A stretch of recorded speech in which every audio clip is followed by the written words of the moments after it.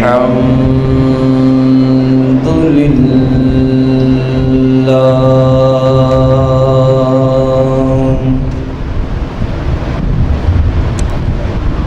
الحمد لله رب العالمين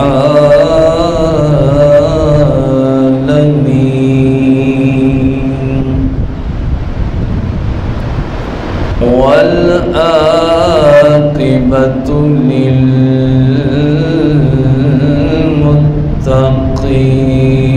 للمتقين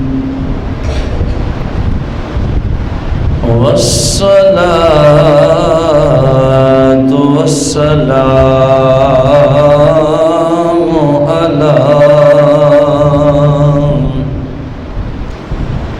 على سيد الأنبياء والمرسلين وعلى آله وأصحابه وأزواجه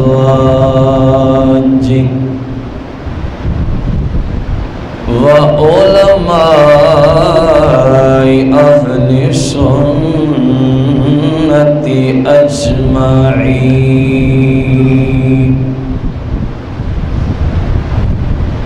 أما بعد فأعوذ بالله من الشيطان الرجيم بسم الله الرحمن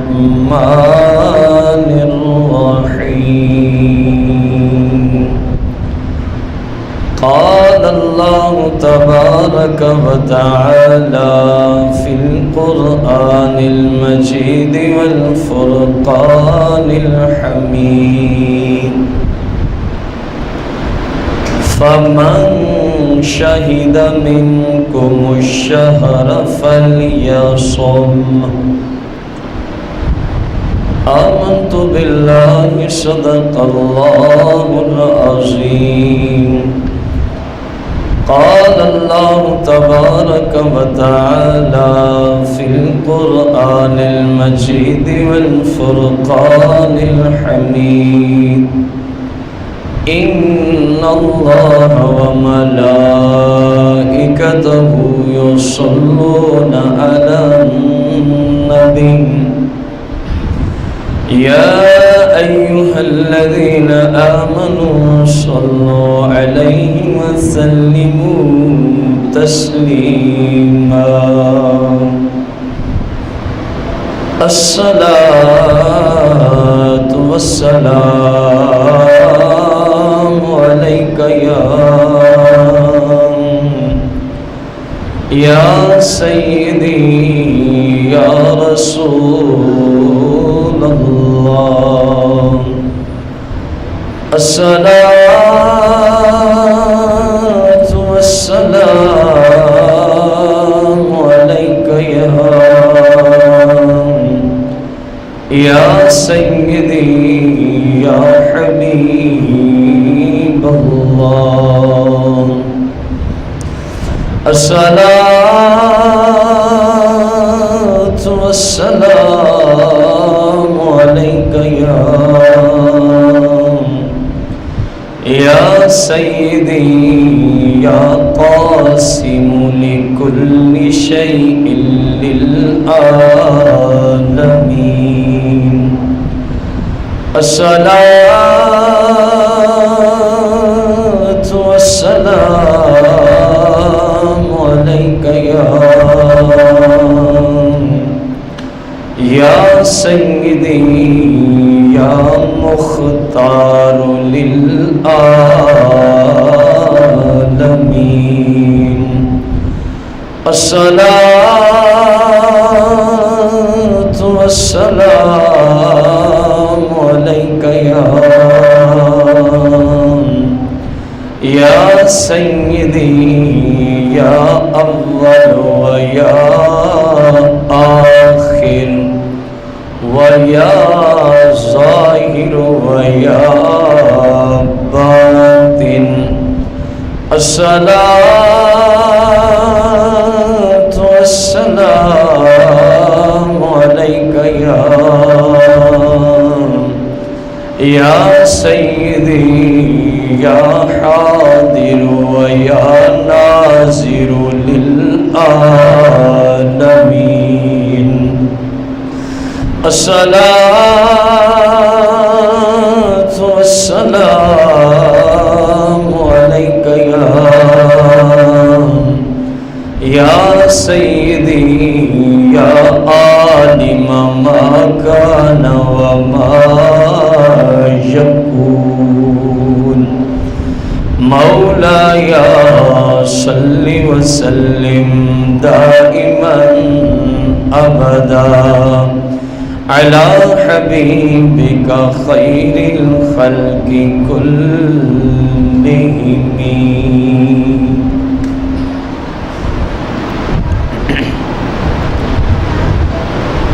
حمد و صلاۃ کے بعد احباب ذی وقار، الحمدللہ علی احسانہ، آج 1435 سن ہجری رمضان المبارک کا پہلا جمعۃ المبارک ہے۔ اس رب لم یزل کا لا تعداد احسان ہے ہم پر، جس طرح 1434 سن ہجری کا پہلا جمعہ رب لم یزل نے ہم سب کو پڑھنے کی توفیق دی تھی، ہماری زندگی میں داخل فرمایا تھا۔ ایک سال گزرنے کے بعد آج 1435 سن ہجری کا پہلا جمعۃ المبارک رمضان شریف کا پھر ہماری زندگی میں آیا، یہ اس رب کا لا تعداد احسان ہے۔ نہ جانے کتنے مسلم 1434 سن ہجری کے رمضان المبارک کے پہلے جمعے کو جنہوں نے پایا تھا، آج وہ اس دنیا میں موجود نہیں ہے۔ یہ اس رب کا کرم ہے، اس نے ہمیں زندگی میں ایک مرتبہ پھر یہ ماہ مقدس عطا فرمایا ہے۔ یاد رہے، رمضان شریف کا روزہ ہر مسلمان عاقل بالغ اور ایسی خاتون جو حیض و نفاس کی حالت میں نہ ہو، اس پر شریعت کی روشنی میں فرض عین ہے، فرض قطعی ہے۔ رمضان شریف کے روزے کی فرضیت کا جو منکر ہے وہ کافر ہے، اور جو مسلمان ہونے کے باوجود اپنے جسم کو پیارا کرتے ہوئے، اپنی صحت کو محبوب رکھتے ہوئے رمضان کا روزہ نہیں رکھتا، وہ فاسق و فاجر، اشد ترین کبیرہ گناہ کا مستحق، کبیرہ گناہ کا مرتکب، اور وہ شخص جہنم کا مستحق ہے قرآن و سنت کی روشنی میں۔ ایسے شخص کی قرآن و سنت کی روشنی میں گواہی مردود ہے، وہ گواہی دینے کے قابل۔ رمضان المبارک کے روزے ہجرت مدینہ کے بعد 18ویں مہینے میں فرض ہوئے۔ سرکار صلی اللہ علیہ وسلم نے جب مکہ شریف سے مدینہ شریف کی طرف ہجرت فرمائی تھی تو اس کے 18ویں مہینے، یعنی 18 ماہ بیت چکے تھے یا گزر رہا تھا 18واں مہینہ ہجرت کیے ہوئے، اللہ تبارک و تعالی نے رمضان کے روزے مسلمانوں پہ فرض فرما دیے، رمضان کے روزے مسلمانوں پہ، اور یہ مدنی زندگی میں فرض ہو رہے ہیں۔ مکہ شریف میں جو آپ صلی اللہ علیہ وسلم نے کم و بیش 13 سال کا عرصہ اسلام کی تبلیغ فرمائی، اس میں روزہ فرض نہیں تھا، اس میں روزہ فرض، روزے کی فرضیت مدینہ شریف میں جا کے ہوتی ہے، اور وہ بھی ہجرت کے تقریباً 18 ماہ بعد، 18 ماہ اللہ تبارک و تعالی نے قرآن مجید فرقان حمید سورہ بقرہ آیت نمبر 185 کے اندر ارشاد فرمایا ہے، فمن شاہد منکم، اے مسلمانوں تم میں سے جو بھی پالیں، تم میں سے جو بھی، سادہ لفظوں میں جس مسلمان کی زندگی میں الشہر رمضان المبارک کا مہینہ آ جائے، اللہ کا حکم ہے فلیصم، اس کو چاہیے کہ وہ روزہ رکھے، اس کو چاہیے کہ وہ روزہ، میرے بھائیو روزہ فرض قطعی ہے، فرض عین ہے، اور فرض عین اور فرض قطعی کا حکم یہ ہے جب تک بندہ جو چیز بھی مسلمان پہ فرض ہے، اصول آپ یاد رکھیں، اس فرض کو اپنائے گا نہیں، عذاب سے نجات ناممکن ہے، عذاب سے نجات، فرض قطعی فرض عین کا یہ حکم ہے کہ اس کے بجا لائے بغیر بندے کا گزارا ہو سکتا، اور ایک مرتبہ اس کو چھوڑ دینا اشد ترین کبیرہ گناہ ہے۔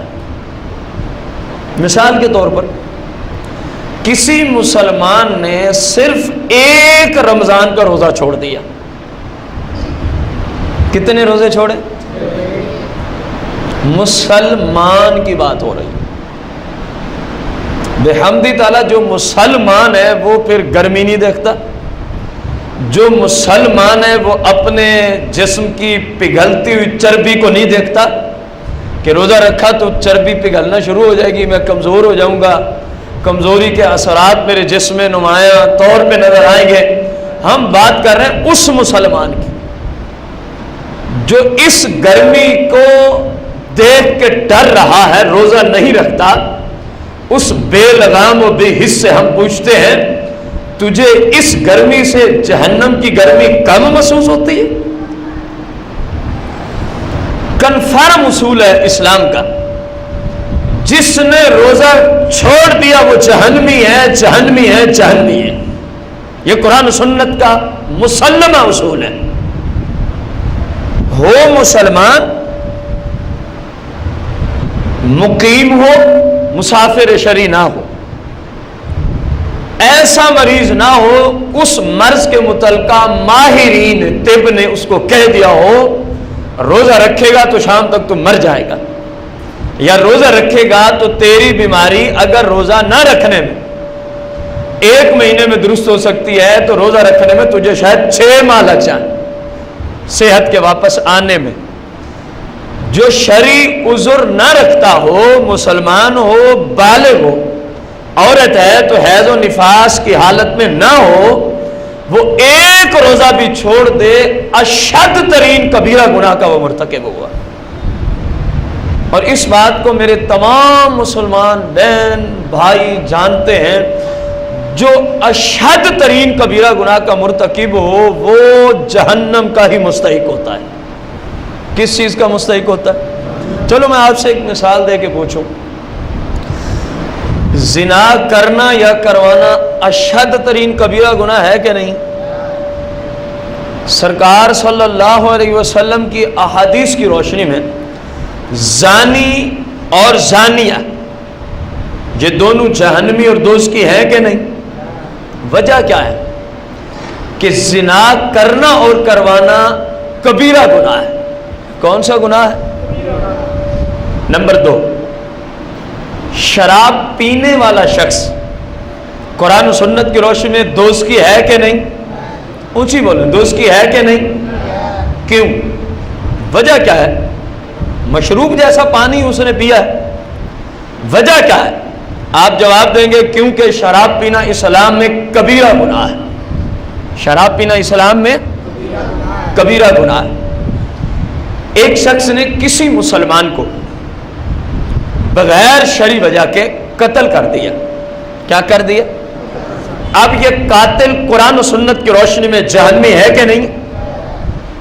یہ قاتل جس نے کسی مسلم کو بغیر کسی شرعی وجہ کے، میں نے یہ جملہ بولا ہے تاکہ ملک ممتاز قادری جیسے غازی ملت مستثنا ہو جائے، اس لیے یہ جملہ بولا ہے، بغیر کسی شرعی وجہ کے کسی مسلم کو کیا کیا؟ قتل کر دیا۔ یہ قاتل جہنم اور دوزخ کا مستحق ہے کہ نہیں ہے؟ وجہ کیا ہے؟